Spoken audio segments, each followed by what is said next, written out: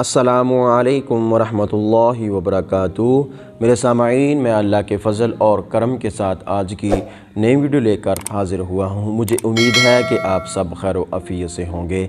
सामाईन, हमारी आज की वीडियो एक रोज़ा छोड़ने का कितना नुकसान है इसके हवाला से है। ज़रूर समाअत फरमा लें, इंशाअल्लाह ताला बहुत ही फ़ायदा होगा।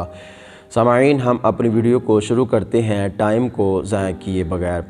हज़रत सैयदना अबू हुरैरा रदियल्लाहु तआला अन्हु से रिवायत है, फरमाते हैं कि सरकार मदीना अलैहिस्सलाम ने फरमाया, जिसने रमज़ान के एक दिन का रोज़ा बग़ैर रुख़्सत बग़ैर मर्ज़ इफ़्तार किया यानी कि ना रखा तो ज़माने भर का रोज़ा भी उसकी क़ज़ा नहीं हो सकता, अगरचे बाद में रख भी ले।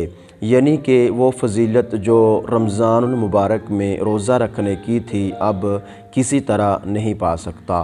सामाईन, ये हमारी आज की छोटी सी वीडियो थी। अगर अच्छी लगी हो तो हमारे चैनल को लाइक कर दें, सब्सक्राइब भी कर दें और एक अच्छा सा कमेंट दे दें। अपना बहुत सारा ख्याल रखिए। वस्सलाम रहमतुल्लाहि व बरकातुहू।